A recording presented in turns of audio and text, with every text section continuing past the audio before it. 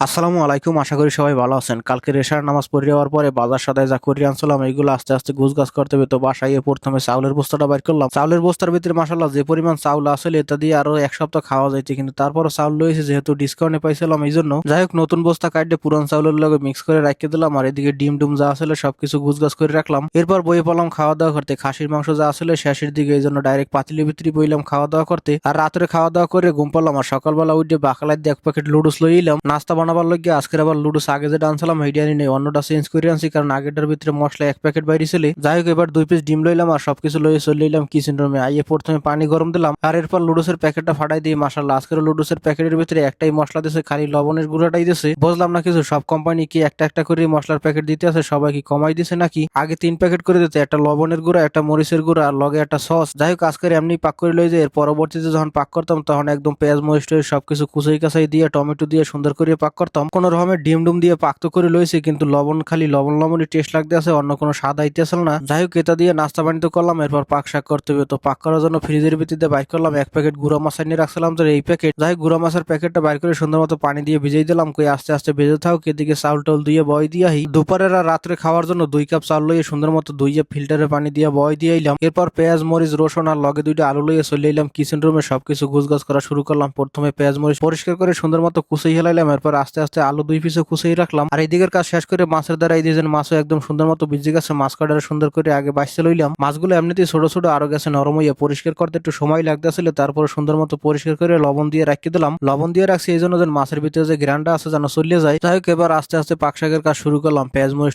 দিয়ে সুন্দর মতো কষাই, এরপর মশলাপাতি যা যা দেওয়ার দরকার আসলে হলুদ মরিচ মিক্স মশলা সবকিছু দিয়ে কষাই হেলাইলাম। আর কষাইনের কাজ শেষ করে আলু যা কুচাই রাখছিলাম এগুলো আস্তে আস্তে ভিতরে দিয়ে দিলাম। আলু দিয়ে সুন্দর মতো ভালো মতো লাড়িয়ে সেটে কষাই হেলাইলাম আর এক ফির। এরপর পানি দিয়ে জল বানাই রেখে মাছের দ্বারা মাছগুলো সুন্দর করে আর এক ফির ধুইয়ে হেলাইলাম। আর এরপর তরকারিতে যখন বলক উঠে গেল, মাছগুলো উপরে দিয়ে সুন্দর মতো দিয়ে কোনো লাড়াচাড়া দেওয়া যাবে না, 10 মিনিটের মতো রাখতে দিলাম। আর 10 মিনিট পরে দেখি মাশাআল্লাহ তরকারি তো হয়ে গেছে, কিন্তু ধনিয়া পাতা আর টমেটো দিতে পারলে আরো ভালো লাগবে। যাই হোক, পাক শাকের কাজ শেষ করে গোসল দেওয়ার পর দেখেছেন দুপুরে আজানও দিয়ে দিয়েছে, তাড়াতাড়ি দুপুরের নামাজটা পড়িয়ে লাইলাম। এরপর বইলাম খাওয়া দাওয়া করতে। এদিকে আবার নাইম বিরিয়ানি পাকাইছিল, হে কইলে অল্প পরিমাণ বিরিয়ানি খাইলেন আগে, এরপর পরবর্তীতে আপনি মাছ দিয়ে খাইবেন না নে। যাই হোক, অল্প করে বিরিয়ানি লইলাম, আর বিরিয়ানি মাশাআল্লাহ ভালোই পাকাইছিল। আর বিরিয়ানি খাওয়ার পরে আবার অল্প করে ভাত লইলাম, আর গুঁড়ো মাছ যে পাকাইছিলাম গুঁড়ো মাছও মাশাআল্লাহ ভালোই হয়েছে। যাই হোক, খাওয়া দাওয়ার পরে এদিকে আনোয়ার ভাই আবার কইলো দেন কালকের যে তরমুজ এনে রাখছিল হেটা এখন লইয়া এখন সুন্দর ঠান্ডা হয়ে রয়েছে। যাই হোক, তরমুজ লইলাম আর অর্ধেক পরিমাণ কাটলাম, কারণ সবাই এখন ভাত খাইছে, এতগুলো এখন খাওয়া যাবে না। তরমুজ তো মাশাআল্লাহ কস কইছে লাল আর একদম হেভি মিষ্টি হয়েছে। আমার দ্বারা এগুলাই খাইতে ভালো লাগে, বেশি পাকি গেলে বালি বালি হইলে আর খাইতে ভালো লাগে না। তবে মাশাআল্লাহ কালকের যে কয়টা তরমুজ আনছি হ্যাঁ চাইতে আমারটাই ভালো বাইরেছে। যাই হোক, এবার 2টা বাজে আবার আস্তে আস্তে রেডিও শুরু করলাম, ডিউটি যাইতে হবে। প্যান্ট শার্ট পরে রেডি হয়ে বাইরে বেরিলাম জুতা পাই দেওয়ার লাগিয়া, আর জুতা টোতা পাই দিয়ে চলে গেলাম ডিউটিতে।